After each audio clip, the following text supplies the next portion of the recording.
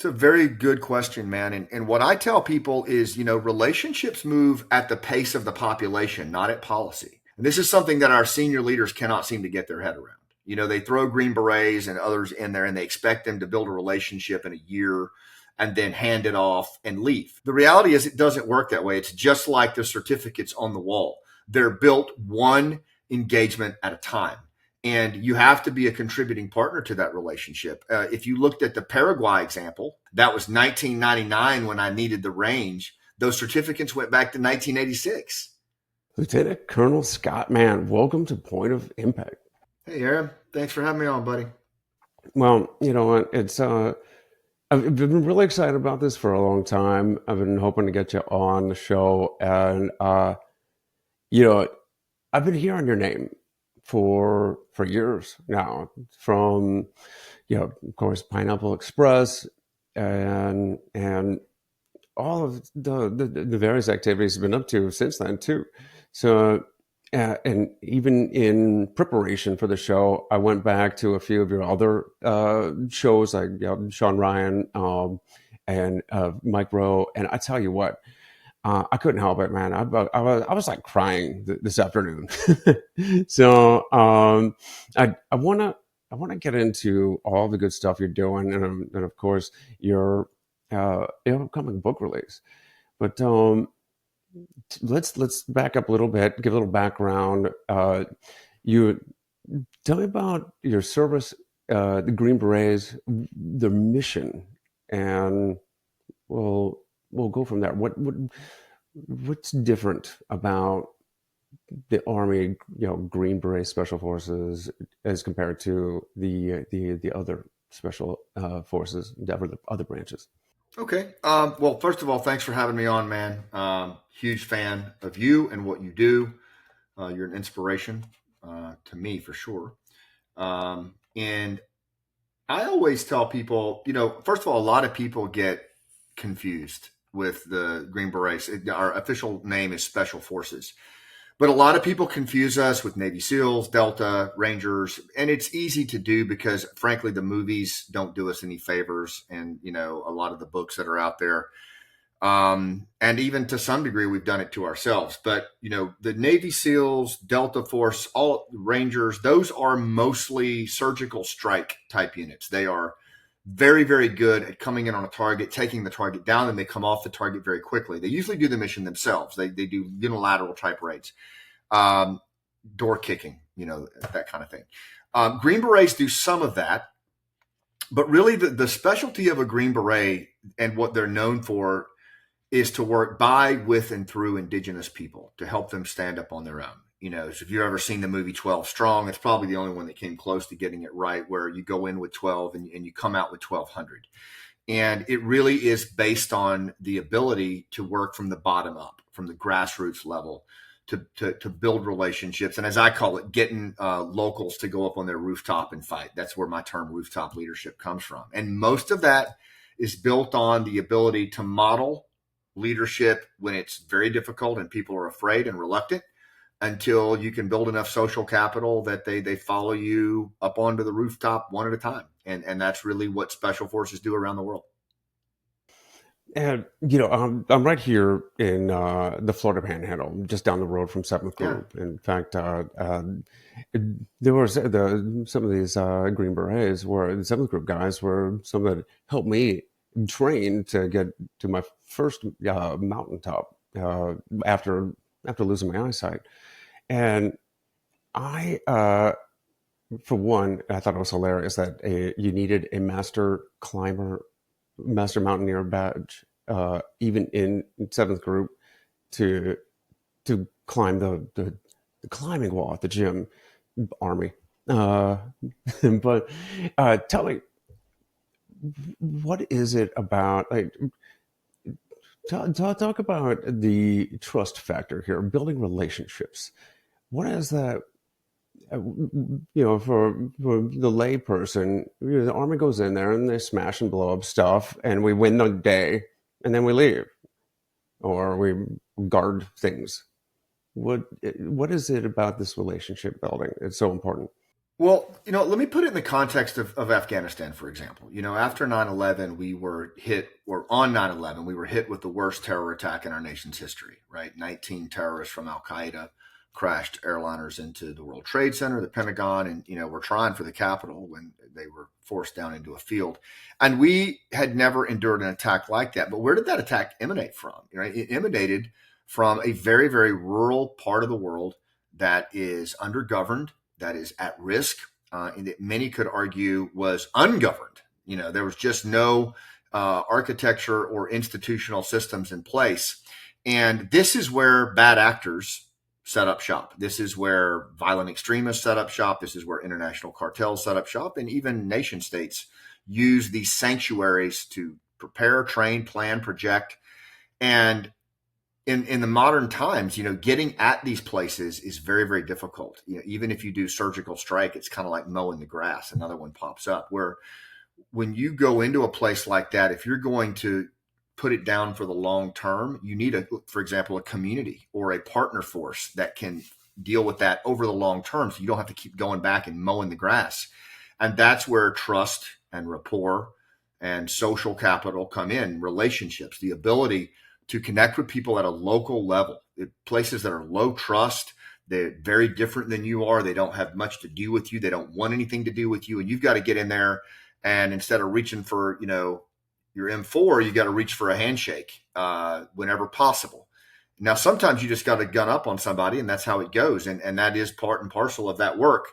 But for the most part, it is about building rapport in the most trust depleted places known to mankind. And if you can do that, then ultimately you can build enough influence that those folks will fight at your shoulder, or at least serve as an antibody to bad actors so that you don't have to be there. Can you give an example of this relationship credit? What was your first, real life experience with that? I think mine was when I went to Latin America in the 90s. And that was my first exposure to it. I was going down there as a young captain on this team, and I was surrounded by these iconic Green Berets who had been in special forces for years. And on one occasion, we went down to Paraguay after a coup attempt, and we were going down there to help stand up a special operations outfit from Paraguay that would be kind of the antibody to any further coups. And we were going to train them. It was going to be a very high profile mission with a culmination exercise at the end with all the choppers and everything, and to send a signal, not just to would be insurgents, but also to, bordering nations who are licking their chops at maybe a weaker Paraguay.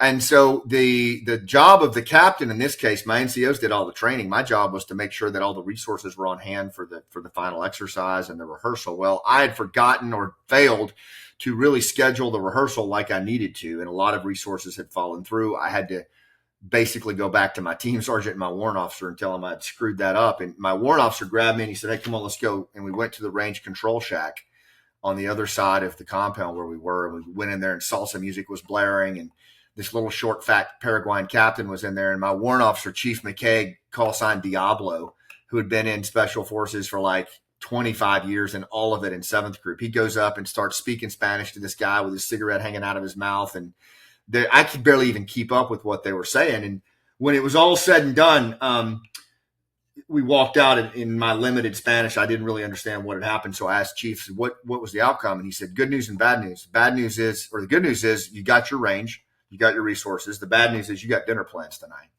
And so we, later that night, Chief and I drove over to the officer housing area, which was pretty primitive. Basically a cinder block house with a dirt floor and a curtain over the front door, and kids running around and roosters coming in and out of the front door. And this little short, fat captain met us when we drove up. He had beer in his hand, was in his flip flops and his 7th Group t-shirt. And he welcomed us inside the house, and he couldn't wait to show us around.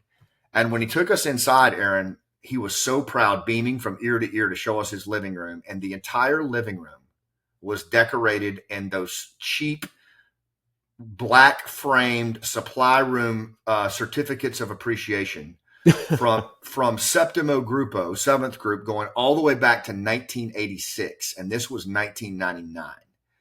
And I looked at that in awe. I mean, creepy as hell. But I thought, my God, every single team that's ever come down here contributed one deployment at a time to my dumbass getting that range. And I never forgot that.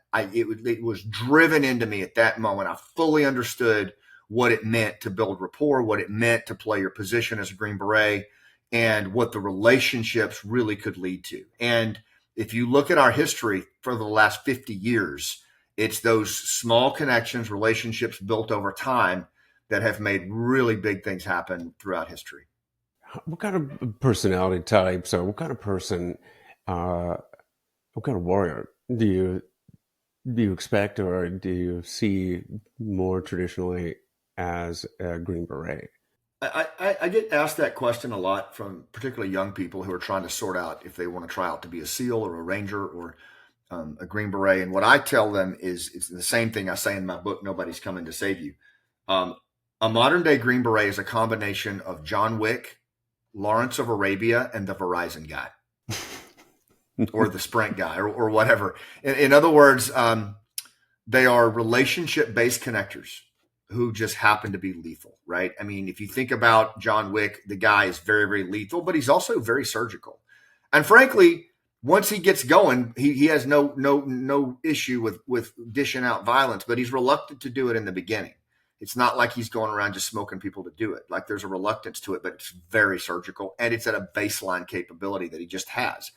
The Lawrence of Arabia piece, T.E. Lawrence in 1917, a former geologist who walked into modern day Syria and basically mobilized the Badou nation to come together and overcome their various rivalries as tribes and to take Aqaba from the desert. That's a feat that's never been done because Lawrence knew the guns pointed towards the sea from his time as a geologist, and he used interpersonal skills to create those bonds that would allow them to do that. One guy as an advisor mobilizing these Badou tribesmen to overthrow the entire Ottoman Empire, the Ottoman Turks. And you'll talk about an economy of force for warfare. And then finally, the Verizon guy. This is the little dude on the commercials that, can you hear me now? And then he pops out of a sewage cover. Can you hear me now? Good.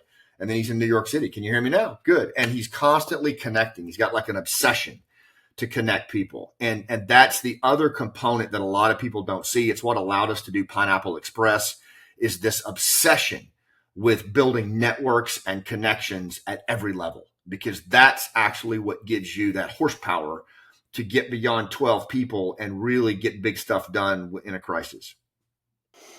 Well, I know Lawrence of Arabia, he was there for years.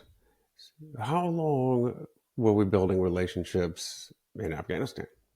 It's a very good question, man. And what I tell people is, relationships move at the pace of the population, not at policy. And this is something that our senior leaders cannot seem to get their head around. They throw Green Berets and others in there and they expect them to build a relationship in a year and then hand it off and leave. And the reality is it doesn't work that way. It's just like the certificates on the wall. They're built one engagement at a time. And you have to be a contributing partner to that relationship. If you looked at the Paraguay example, to answer your question, that was 1999 when I needed the range. Those certificates went back to 1986, and think about your relationships, Aaron. I mean, there's guys that if they reached out to you, you'd be there in a heartbeat, man. Like you wouldn't miss a beat. You would be there within seconds if you could. And it's years and years and years of building that trust when over time, incrementally. And so it could take decades in many cases. And sometimes it exceeds the length of your personal relationship. And then you pass it off to the next Green Beret. And they understand the value of that connection that you've made, and they treat it with the same level of reverence. That's why it's so important that when I say John Wick, Lawrence of Arabia, and Verizon guy, I'm not kidding. Like you can't be just a gunslinger and do this kind of work. Because if every tool in your kit bag's a hammer, then every problem you go downrange to solve is a nail. And that's fine if you're, in a certain line of work that does that for a living. But when you're trying to mobilize populations to stand up on their own, that can only be done through rapport and through influence. I'd like to go a little bit deeper in the relationship building part, because right now, at the time of recording, this is about the third week in August. We just had an anniversary, a very grim one, but most people think of nowadays. Most people, the civilians, they only know for the most part about the 13 American, service members that were lost. Can you go a little bit deeper on one of the major reasons, the major reason for Pineapple Express and the relationships there? Yeah, yeah, that's a great question. I mean, first of all, we obviously those 13 who fell at Abbey Gate was such a horrific thing because of what it represented. One, losing those 13 lives, but then signaling the end of the war the way it ended, and then, but there was also a lot of loss throughout the war. Daniel Johnson, Senior Airman Daniel Johnson, that EOD. Trained right there at the same place that you trained, and his mom Holly, she still to this day is out there honoring his service. And um, it's so we've been losing Americans in Afghanistan really since 2002. And let's not forget the partner force. Guys like my friend Nizam, who was a former commando, who was shot through the face defending U.S. Green Berets, and then went on to go to our Green Beret course and became an 18 Bravo weapons sergeant, and then went back to Afghanistan and continued to conduct combat operations, and then was left in the dirt, just on the side of the road to be executed by our military and by our government. And for those of us who served over there with these partners, and look, this wasn't just special forces. This was a lot of Americans, if not most Americans, who fought and worked in Afghanistan. They worked with a partner. That was that is the nature of not just foreign internal defense for special forces, but counterinsurgency. You work with partners, and all of a sudden that partner has been left behind and is asking for help. This is a friend that's reaching out, and we were trained to honor a promise. We were trained that it's an inherent implicit promise that you don't leave your buddy behind. And this was a moral injury for so many of our veterans and our military families, that it violated our code of what we know to be right. And it was the very politicians, generals, and admirals that we trusted for this 20-year war, as we volunteered time and time again to go back. And then 3 years later, after that last plane left, we've still got a massive moral injury on our hands. The veteran mental health is awful. Suicide rates have gone up exponentially. And, most of these veterans from the global war on terror, Aaron, that we need leading us here at home in these highly divided times, are not in the game right now, because they're still trying to figure out if it was even worth it, if their country even cares. And that really bothers me. It's bothered me to the point that I'm getting very loud about it, and I'm getting very vocal about it, because these men and women gave us everything they had. I look at the sacrifices that you and your brothers made in EOD, and my buddies that didn't come home as Green Berets. My buddy Romy Camargo, who's quadriplegic, and to this day still says the American people are worth it. But in some cases, I think they need to start acting like it. He says the American people are worth it. That's interesting. And Yeah, I'll tell you what, yeah. I was there a couple times, and we had Terps working with us. These are Afghan citizens. They are not Americans. They don't. And there's I know a lot of people just don't understand the culture difference. Everybody, yeah, I don't want to say everybody, but there's a common belief that everybody thinks the way we do, and that they want to, they want to live, the kind of lives we do. So here's some money, here's some troops, let's beat up the bad guys, and just live the way. Here's democracy. But Yeah. how about a little bit of the tribal nature of Afghanistan? Yeah, I talk about that in my book, Game Changers. And I wrote this book, Going Local to Defeat Violent Extremists. I wrote this book not long after I got out. And it was based, Aaron, on the, kind of that realization that we had in 2010. We were losing the war. We had spent the last 10 years really going for retribution and trying to walk the enemy down, living on fire bases, and helping the Afghan government project power from the top down against the Taliban. And it didn't work because, as you said, Afghanistan is 90% rural, It is mostly what they call a status society, which is it's bottom up. Governance, security, economic development are all bottom up, and they're not top down. They don't rely on the government. The government's role and reach really ends where the pavement does. Everything on the other side of the pavement, as you've seen, is really community-based, tribal-based, and honor-based. And it comes from a centuries-old code of honor that even you and I evolved from. And so the problem was we went into the country, special forces included, and we did not account for the local realities on the ground. We just went in there thinking Western way of war, top down, I'm from the government, how do you like me so far? And what it did was it actually created an environment where the Taliban were able to come back in the country and point at us and say, look, I told you they were coming for your way of life. I told you they were coming for the Quran. I told you they were coming for the tribal jirga. They want you to vote, and they want the elders gone. And that narrative resonated so deeply with many of the local Afghans that they actually supported the Taliban when ideologically they didn't. And so it was a self-inflicted butt whooping. And then finally in 2010, we said, all right, we need to get back to our basics, we being special forces. And we kind of a modern day Magnificent Seven, we started living and working in these communities bottom up, wearing the local garb, growing the beards out. And the program was called Village Stability Operations. And that's where I met Nizam, actually, the first passenger on the Pineapple Express. But it was a very effective program for about 18 months. We worked by, with, and through. It really created a very strong community-based presence across the country, and frankly was having a profound effect on the Taliban. And then we bailed on it. We bailed on it because we decided it was time to start getting out of the country. We signaled an exit. We pulled out of those villages. And I can speak for me personally, every villager elder that I recruited, except for one, was killed in short order, was executed. And it became for me a harbinger of what was to come. And I left the Army as a result of it. I was selected for battalion command. I turned down 3 in a row until I left the Army because I just could not deal with where it was heading.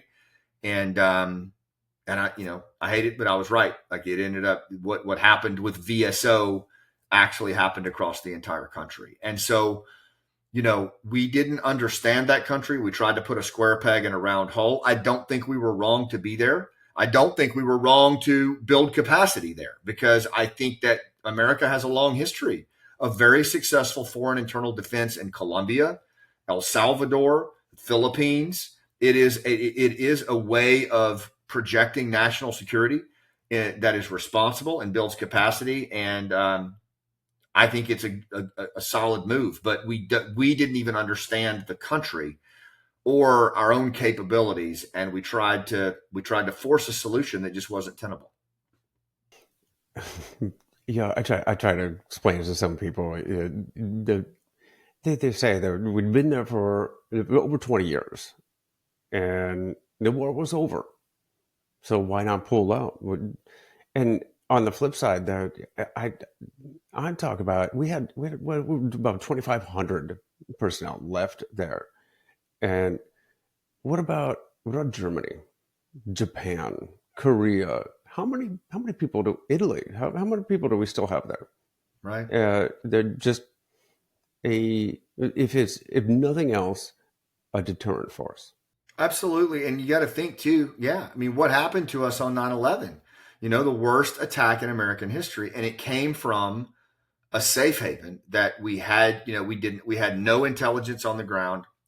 This is what the 9/11 study found. We had no intelligence on the ground. We had, and even the intelligence that was coming in, we didn't talk to each other as it came in, and we had no partner force to deal with it. The only folks that were actually trying to deal with it was Ahmad Shah Massoud and his resistance. And we blew him off. And then 2 days before 9/11, bin Laden killed him with a suicide bomber because he knew that's where we would go. That's how foresighted Al-Qaeda was. And then we go in there, and for 20 years, we swore on 9/12/2001, our generation of warfighters, never again. That will not happen on our watch. We will not allow that to happen. And we did. We went into Afghanistan, and we did keep that at bay. We did build a very robust intelligence capability. We did build a very robust partner force. A lot of people scoff at the Afghan military, and I tell them very quickly, first of all, they lost 100,000 warfighters. 100,000. Like, don't tell me they didn't fight.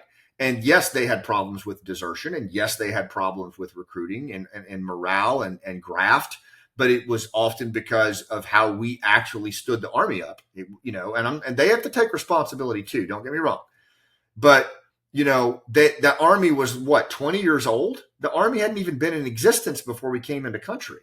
So this was a 20-year-old army, and if you build capacity, like you said, Germany, Japan, it takes a long time. It is a long-term effort. That's why we have special forces. That's why we have expeditionary diplomats. That's why we have Marine small war tactics. I mean, we have this capability, but we just tried to win it on one person's watch, 4 different administrations, And then the final thing I'll say on this, Aaron, to your point about why worry about it? The war was over.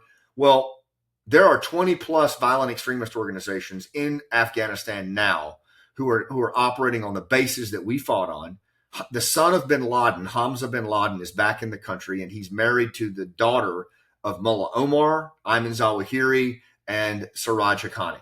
So you tell me, what's happening over there, and the resistance that we still talk to, because we helped a lot of these guys get out of the country.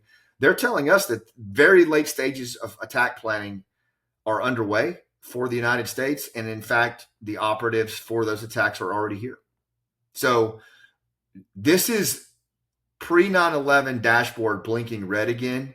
And most Americans, our politicians and our leaders in the military are not even paying attention. In fact, we're giving $80 million to the Taliban every week. You said it with the grift, the corruption, the desertions on the ANA, Afghan National Army side. Yeah. And it reminded me of our partners when I was there in 2011, talking to, do one of those mission briefs. And we had one of those roundtable types where it's like,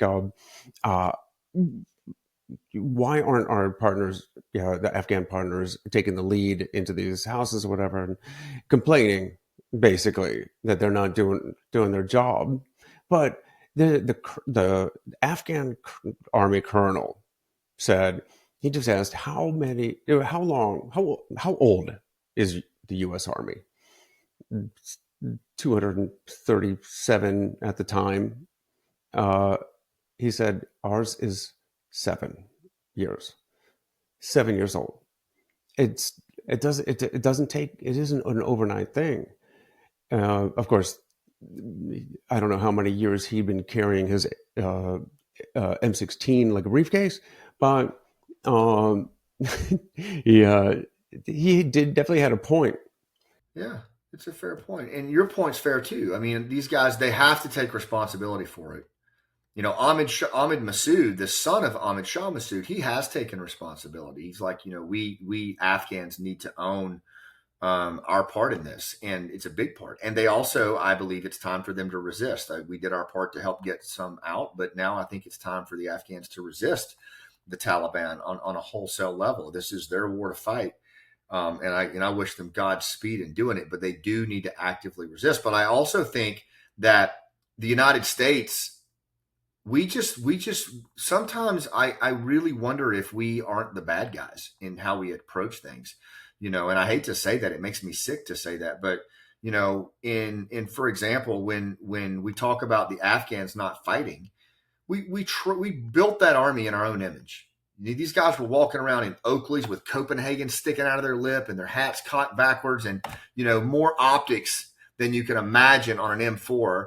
Optics on their helicopters, optics on everything that they did, contractor heavy dependency that rivaled ours, And then in June of 2021, we just pulled all their contractor support while they're in the middle of a fight. The Sami Sadat, the guy that was leading the fight in Helmand province, he told me on my podcast, he said, we were in the middle of an engagement.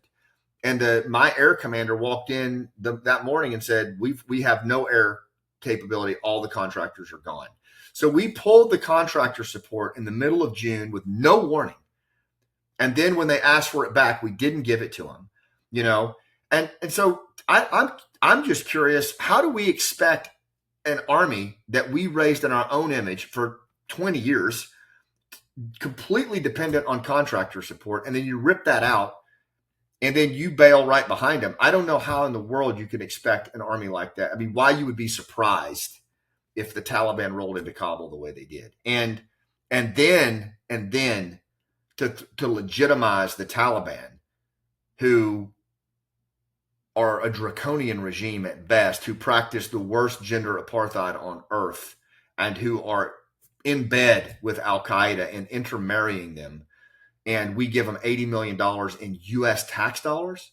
I mean, honestly, Aaron, it's hard for me to figure out what planet we're on, and you wonder why veterans from the war are struggling mentally. My God, I just sometimes I have to really just step back and even ask myself if this is real. Oh yeah. Anytime I think about it, I got to step back and take a breather. Do some calming exercises, some whoosahs, because when we left, we didn't just leave our partners behind. We didn't just leave our equipment, billions of dollars, right to the enemy, which has made its way to Gaza, by the way. But we're still subsidizing the Taliban. The State Department sending, what was it? It was like $80 million. $80 million, and some of that actually is counter-terror dollars, if you can believe that, for the Taliban to go after ISIS-K. It's mind baffling. It is, and what really baffles me is that leaders that I used to trust look at me with a straight face and say this is a good plan. And that's what I really struggle with, is how anybody that dealt with the Taliban or understands Islamist violent extremism, the multi-decade, if not multi-century meta-narrative of these extremist groups, their end-of-days desires, and their relentless pursuit of striking us again, how any leader in any form of government institution can support that and go along with that and not raise their voice to that is, man, it is such a lack of moral clarity and intellectual honesty that I have trouble even respecting them, to be honest with you. Well, I mean, I don't want to be completely one-sided here. There were there were more people in the White House than just one at the end. So we have short attention spans. Congress, Senate, the White House, it changed hands a few times while we were there. Do you think that contributed to our policies? Because I remember the ROE changed. It felt like it changed like on a monthly basis. There were updates to the ROE rules of engagement. I think that you make a very, very strong observation, and like you, I really do. I mean, I spent my life in the Army just like you did, and you have to be apolitical in the execution of your duties. And I still think about this problem apolitically. I really do. The Biden administration will always own this flawed withdrawal. There's no getting around that. Trump will always own the Doha Agreement. That was a flawed agreement. That was a wrong-headed agreement. And Ahmed Massoud, who is now leading the resistance of the NRF, says it was the singular cause for the collapse in Afghanistan. In terms of like the agreement itself, disempowered the government of Afghanistan, where the deal was just with the Taliban. So there was nowhere for the government, no incentive for the government to even try to resist. And I think that's right. And then, all of the administrations, there should be no administration or party thumping their chest about their performance in Afghanistan. I found them all to be equally underwhelming, and certainly not at a policy level on par with the level of leadership that our junior officers and NCOs showed on a daily basis. I feel like it was a flawed strategy, a flawed policy. I feel like a lot of the warfighters knew what they were doing. A lot of them didn't, unfortunately. But there's plenty to go around, and it's not just one administration, including myself. I made a ton of mistakes over there. Was it a complete loss? Was there any lasting any good that came out of it? Yeah, it's a great question. It's a fair question. It was not a complete loss. And that's not a little boy whistling in the dark. I spend a lot of time over there. I spend a lot of time talking to Afghans now. And here's what I will tell you is, first of all, we did keep Islamist extremist groups at bay for 20 years. And during that time, we held space in a country that allowed we held civic space for a civil society to reemerge from the ashes of 40 years of conflict, for millions of young boys and girls to go to school, for some experiment in freedom. I'm not going to say democracy. I'm going to say some version of freedom that many of these folks had never experienced, and a taste for it that I think was acquired and is still in play. There are multiple resistance forces right now in play in Afghanistan. There are multiple groups actively opposing not just the Taliban, but ISIS-K, Al-Qaeda. And I do believe that you will see another attack on the homeland of the United States, and it will probably be the relationships that were built with those men and women in Afghanistan that will play a role. And if we have to go back over there, and we will, I guarantee you it will be the pre-existing relationships that soldiers, Marines, airmen, and sailors built on the ground with these forces, even though we abandoned them, that will likely be able to be rekindled. So I do not think it was in vain in any capacity. In fact, I think that a lot of capacity was built, but the end is not written yet. I wonder if they or any of our allies can ever trust us. I don't know. It seems like every 4 years or so, we just change our mind. Yeah, we have a multi-generational habit of abandonment of our allies, Aaron. It goes all the way back to the Montagnards in Vietnam. We abandoned them. We abandoned the Kurds. We abandoned the Iraqis.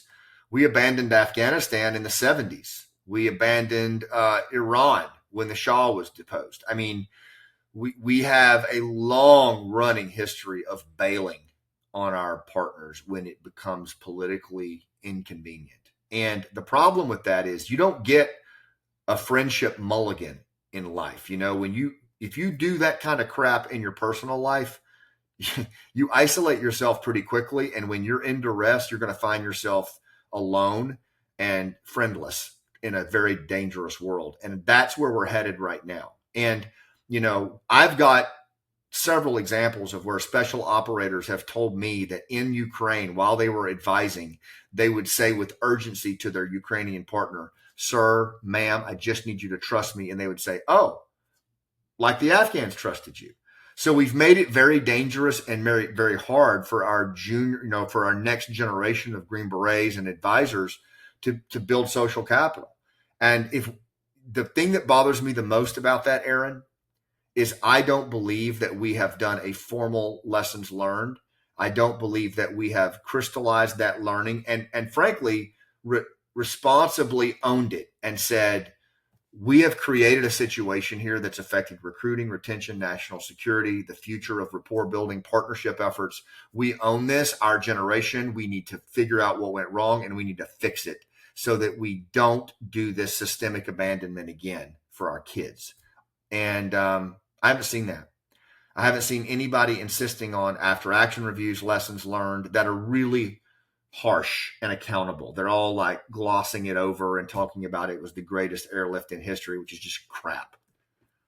Do you think that's a reflection of the culture today? Yep, I do. It's a zero defect mentality. It's it's this inability to lead up and do the hard right. It's a lack of morals. Frankly, it's rotten to the core. And I talk to the junior officers and the NCOs a lot, and they tell me it's rotten to the core. What about the general officers? Have any of them spoken up about what happened, what their role was, and did anybody push back? Jason Houck in LinkedIn wrote a really good piece from I think it's called "The Dispatches from Pinehurst," and Jason has been in Afghanistan a long time, and he wrote a piece called "Our Generals Are AWOL," and it's a very harsh piece, but I thought it was very accurate. And in that he talks about how some generals and admirals worked behind the scenes, and I've seen it when we were doing Pineapple. I saw a lot of them doing that, but very few of them have been vocal about this, and it's very disturbing to me. And I'm not talking about just active duty either. I'm talking about retired. And I'll say it. I don't care. I'm not part of the military industrial complex, so it doesn't bother me at all. A lot of these who have been silent, who we respected for years, they own contract companies, don't they? Right? They have big, multi-million dollar contracts. And so they're silent. That's what I think. And I'm anxious for somebody to prove me wrong. But the thing that really bothers me the most is we all made mistakes. We all screwed up, including myself. But now we're on the other side of this thing where we have a tremendous moral injury, where our veterans are really hurting. We have a recruiting and retention problem. I think our kids saw the way we treated our allies and the way we treated their parents, and they clocked it, and they're not signing up, and they're not staying. And I think there's a lot of distrust between the leaders, the led, and the leaders. And until these generals and admirals start stepping into the fray and actually owning this and helping us restore trust where trust was broken, we're going to have a problem. And I don't know if they'll ever do it. I don't know if they'll ever do it. I know my Christmas card list from them has gone way down, and I don't really care because and again, I'm generalizing. They know who they are if they stepped up, but most of them have been a real disappointment throughout this abandonment and beyond. That's like what was it? Don Boyd said when he was the Air Force pilot. What's the Boyd fighter pilot? Yeah, was that Bright and Shining Lie? Great book, but yeah, he said, yeah, you're either, it was a beer or was it or a doer. You can either be or do, and those who get up to that level are usually the ones who are, the beer, or I think that's what the beers, not doers, and it's more of a political game from that field level. Yeah, I think they're political animals. I do. I think it requires you to be a political animal. In my interviews for the Pineapple book after the collapse, I interviewed quite a few senior officers, very senior, and yeah, I left with the impression that they were political animals. They did not do what they knew to be morally right, and they did not take a stand on behalf of the men and women who had voluntarily served under them and fought for them for years and had done so loyally, and who they knew were on the phones trying to do the right thing. They sat silent, or they worked in the shadows and didn't take a stand publicly, as only a flag officer can do. Right? I mean, that's the thing. When a flag officer throws her stars down on the table, retired or active duty, that is a powerful gesture.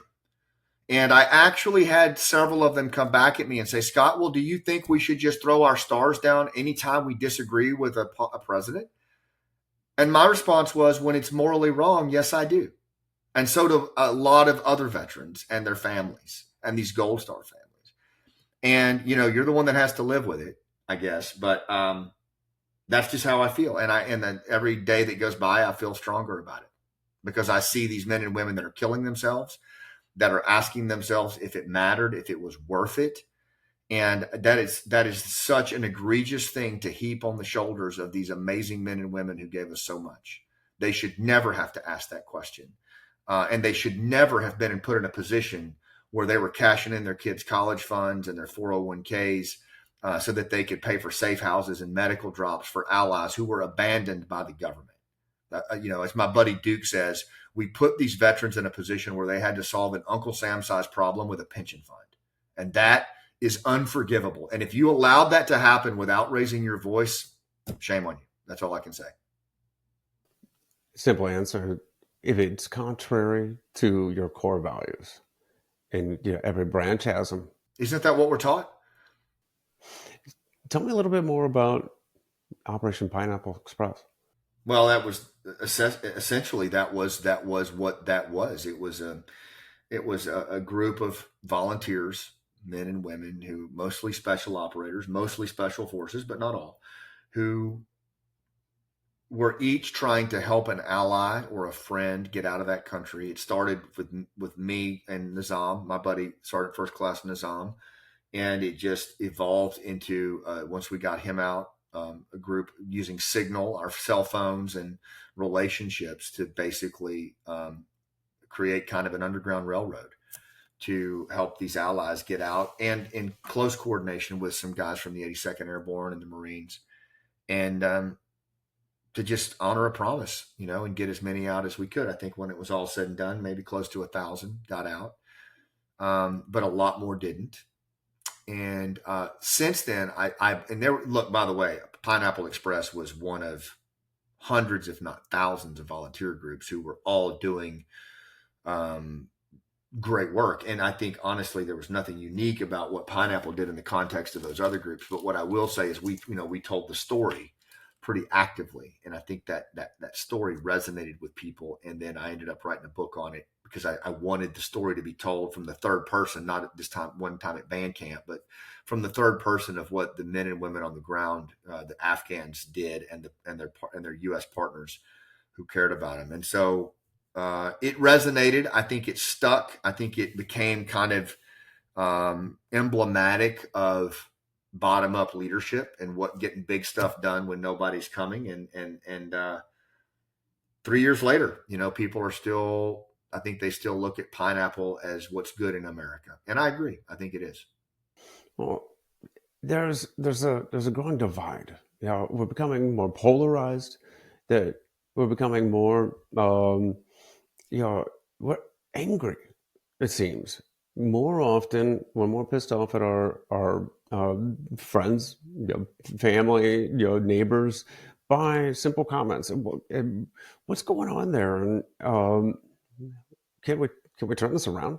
I think we can, and it's really that's the essence of the book that I've got coming out on October 1st. Is Nobody's Coming to Save You, a Green Beret's Guide to Getting Big Stuff Done. And the whole premise behind it, Aaron, is that these conditions that you just described, distraction, disengagement, absence of purpose, disconnection from each other, and distrust, is what I call the churn.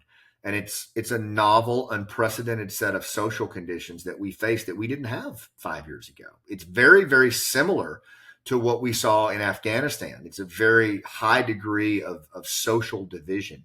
But the enemy isn't the Democrat or Republican across from you. It's not the person that cuts you off in traffic. It's not, it's not the person that votes for a different presidential candidate from your extended family. The enemy is the churn. It is this novel set of social conditions, because what it does is it causes us as humans to go primal. It causes us to go into a fear-based state of trance, where we look at our neighbor, we look at our coworker, we look at our teammate in our company with contempt normally reserved for one's enemies, as Sebastian Younger says it. And the problem with that is that leads to a poor bottom line.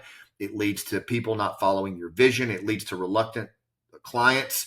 And ultimately, it can lead to organizational and even societal collapse. I've seen it. This churn is a very dangerous thing. And so there's an antibody to that.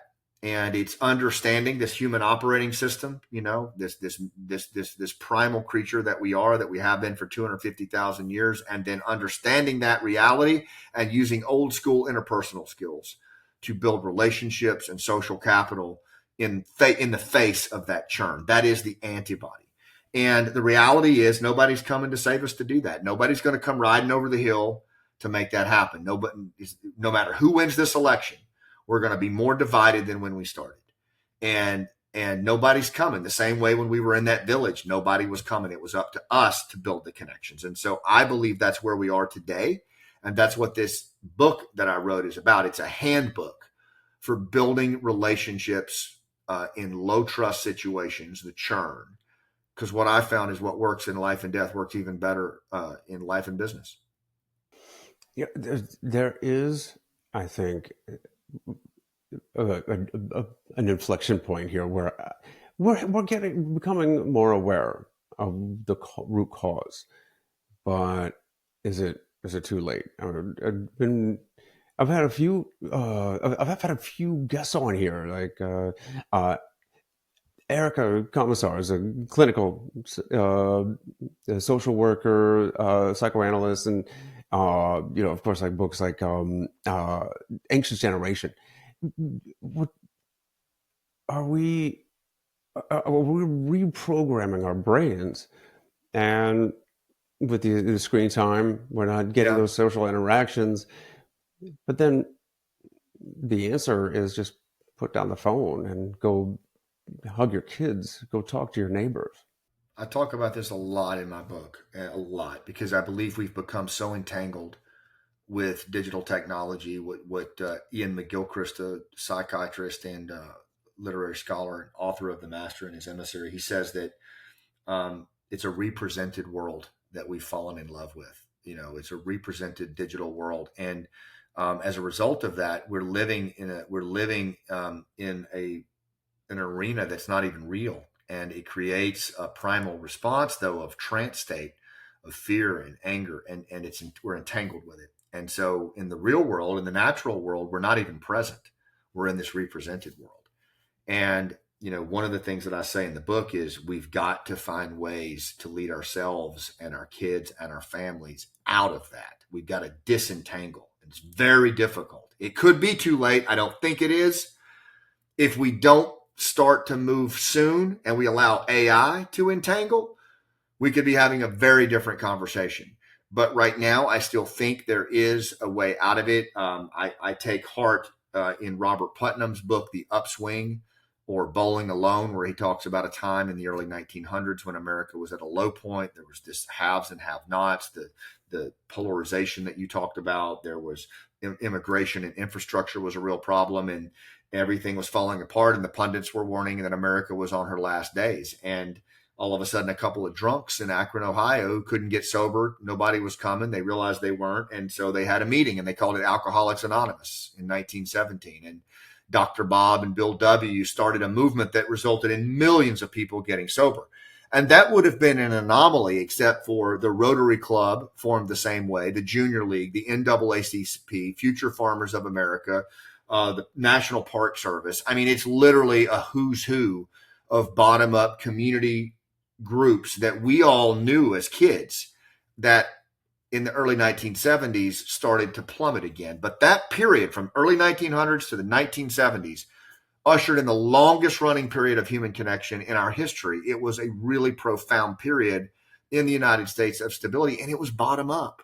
And it came out of this downswing that we were in. I personally think that what happened in the Afghanistan withdrawal, these volunteer groups standing up, these veterans, were the first salvo in a new upswing that I think is underway in the country right now. If you look across the country, there are a range of movements, bottom-up type movements of leaders who are looking around. They see the churn. They see nobody's coming, and so they start something. Look at what you've done with this podcast and what you've turned it into, right? And I see it as a storyteller and a playwright and an actor. I travel around the country, so I see this all the time, and I am very encouraged by where we're going. And I think the movement is there. I think what we need, though, is a new set of tools, Green Beret style tools for connecting in low trust environments. And that's what I'm bringing on October 1, man, because I know if I put that in the right hands, those same leaders are going to get it done. I was just about to ask if you tell me about that corollary between what the nation needs and what you learned as a Green Beret. I think you just said it. Human connection. At our core, it's human connection and storytelling and social capital. I always tell people that below the waterline of the human operating system, on the tip of the iceberg, what you see is all of this transactional cell phone, mobile technology, stuff that it's off-putting. But then below the waterline, that's just a fraction of who we are. Below the waterline of the much bigger part of that iceberg of our human nature is a meaning-seeking, emotional, social storyteller who struggles. We're a mess. And if we just understand as leaders the importance of meaning and emotion and social connection and storytelling and struggle, and we lead ourselves and we lead others that way, it's amazing how fast you can overcome complex situations, how fast you can create shared perspective in a blood feud. And I've done it. And I've done it where people were tickling the trigger of their AK trying to decide if they were going to dispatch me or not, And so I'm a big believer in it. And I think that is the antibody to what we're dealing right now. The enemy is not the Republican or the Democrat. The enemy is the churn. And what we need is a skill set that allows us to navigate through that churn and make human connections and reestablish shared perspective and shake this trance off and get back to the business of building communities. And the deal is, man, if we're waiting for somebody to come do that, we're deluded. It's going to have to start with us, just like it did in the early 1900s. You have to stop worrying about someone coming to rescue you and start taking action, something in a positive direction. Yeah, I use a metaphor of being in the EOD, team leader. We have those like a Tricon, Quadcon full of EOD tools for everything that goes boom on the battlefield, and then we get the JERV, which is the armored truck, and it's quite a bit smaller, so we got to leave some tools behind, and then of course we get to Afghanistan and can't even drive anywhere because it's all dirt roads, so everything. We gotta carry what we think we're gonna do, like a triage, and carry what we're gonna need, the basics on our back. And now, and I equate this to me losing, most half of my senses. Is I left some tools behind. Nobody's going to fix that. I got what I have on hand. I've got my skills. I've got my creativity. I've got the team. I've got that social capital. Then I gotta move forward. The mission has to continue. It was General Mattis in his book called Chaos. It said, at least in the Marines, things being hard were never a good excuse for a mission failure. So I love the title of the book. Where did you come up with that? Like, is that just one of those the Green Beret mantras? All right, you insert and No, not at all. I mean, it really struck me as very appropriate for the times that we live in. Right? Everybody wants to get big stuff done. They really do. But it's hard because of the churn. And so I started thinking, man, I remember. And I've heard that nobody's coming thing, but from multiple people over the years, and it's always inspired me, actually. And it was usually in a Green Beret setting when I heard it. But the first time I heard it was from a Sergeant Mark Myers, team sergeant, who was one of the contingency response elements in Afghanistan on my first tour. And there was a CASA 212 Blackwater aircraft that went down on a mountain in Bamiyan province, and all of the crew was stranded on this mountain. It was brutal cold, 15,000 feet. And, Kabul, all the forces in Kabul and the Joint Task Force headquarters were thrashing around, trying to come up with a plan, harumph, and it just hour after hour into days. And we had our own mountain team. You talk about the guys out of 7th Group that helped you, get ready for that climb. That I had one of those teams. I was the ops director down in Kandahar. So we were kind of away from everything, but we're listening over the satellite radio day after day on this, and there's still nothing launching. And Mark Myers would walk into my office and he would be fuming. And he would say, "Damn it, sir, nobody's coming. We got to go." And finally, I was able to convince leadership to launch our team bottom up. And they went and they got up there. And when they got there, there were urine stains in the snow. One of the guys was actually in his sleeping bag, but they were all dead. They had all died of exposure. Most died in the crash, but at least one had died of exposure waiting for help. And, Mark came back and he never got over that. And I never got over it. And frankly, I blame myself every day for not moving faster. And those words haunt me. They haunt me. And I promised myself that I would never, ever find myself in that position again. Like if institutional leadership was failing and it wasn't getting done from the top down, then I would still find a way to get big stuff done. And that's where Pineapple came in. That's where the play Last Out came in. That's where pretty much everything I do in my life, Village Stability, is this notion that what Putnam says, bottom up is where it's at. Local is where it's at. You can still get big stuff done. You need the institutions, you need the top down leaders, but a lot of times it's guys like you and me who have to model what right looks like and shame them into it. And so that's where the title came from. And I'm very grateful for it. I'm very grateful to Mark. He's not with us anymore, but he really taught me a lot. Well, again, I can't wait for that, for the book to be released, and I can't wait to get my hands on the audio version. But yeah, I read it myself. I hope you enjoy it. And there's a lot of stories in it, a lot of characters in it. I tried to put my acting chops into it, Aaron, just for you. But I do hope you enjoy the audio book. And I would tell folks, pre-order this thing. And here's why I would ask you to do that is, all the books that are out there right now are about the election and about the division, and it's all just divisionist spew, And this book is about coming together. This book is about shared perspective. This book is about an empowered majority, and we need to create a movement. And if folks can pre-order this thing, it sends a signal that people are coming together around an antibody to this churn. And I hope folks will go to scottmann.com and pre-order this thing, because it really, I think this is an opportunity for us to really send a signal to DC and to other places that we're coming together, and we're not going to wait for institutional leaders to square it away. We're going to do it ourselves. And then when they get ready to lead, they can jump in there and help us. let's see. Oh, sorry for the delay there. We have to cut that out. But I was too busy just listening. We haven't talked at all about. We haven't talked at all about the. Oh my gosh! I turned on Siri. Shut up. Anyways, definitely gonna have to cut that out. What I wanted to say.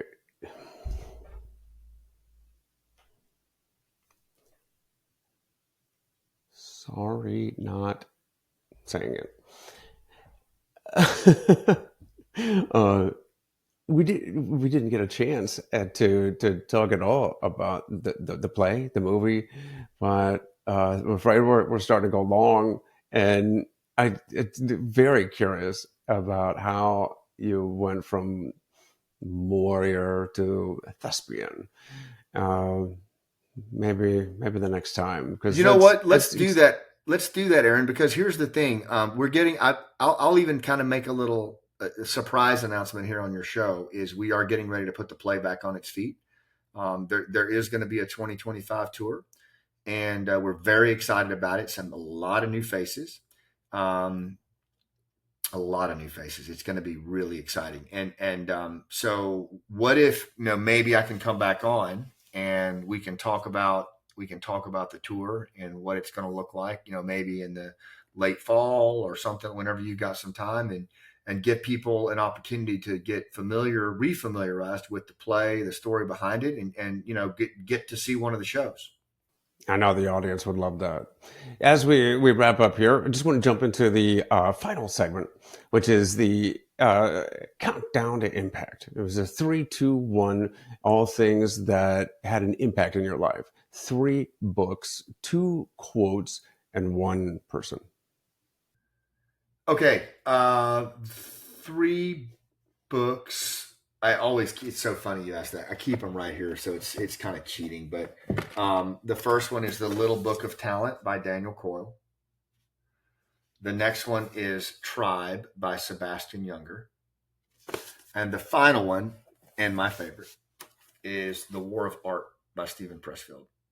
Oh, that's a good one. Actually, all of those. You mentioned Younger earlier, and I knew what you were referring to. About 2 quotes. Yeah. So the first quote would be my dad's, which is, "Leave your tracks in this world." That's his secret to success, which is really is talking about, legacy. And the other one is what's personal is universal, and that is a quote. Gosh darn it, he's a psychologist. Carl Rogers, Dr. Carl Rogers, said this. It's used a lot actually in the theatrical community and in the storytelling community. But what it means is that actually humans have a really deep response to personal stories and to personal events. And if you can make the elements that you talk about personal, it has a universal value. And in this transactional world, people don't seem to do that. Excellent. One person. My dad, Rex Mann, the woodsman, my hero, still is my hero, fighting cancer for the third time. He's had a stroke, wildland firefighter for 42 years, taught me everything I know about leadership and being a human and being a good father, being a good husband. And he's just my hero. He was a hell of a teacher. He still is. Well, Scott, thank you so much. If anyone wants to contact you, connect with you, learn more about pre-order the book, where can they go? Yeah, look, go to scottmann.com. Everything is right there, including our nonprofit work, information on the play. The slider for the book will pop up. We've got a really cool gift program that we're going to be doing with the book with some surprise gifts. And I just started a Patreon site. So if you want to get behind the scenes with me on Patreon as I'm traveling around the country speaking and doing that stuff, would love to have people join me there as well. Awesome. All right. We'll get all those links in the show notes. Scott, Colonel, thank you so much for being on the show. Really appreciate it. Thank you, Aaron. Thanks for what you do, man. You're my hero.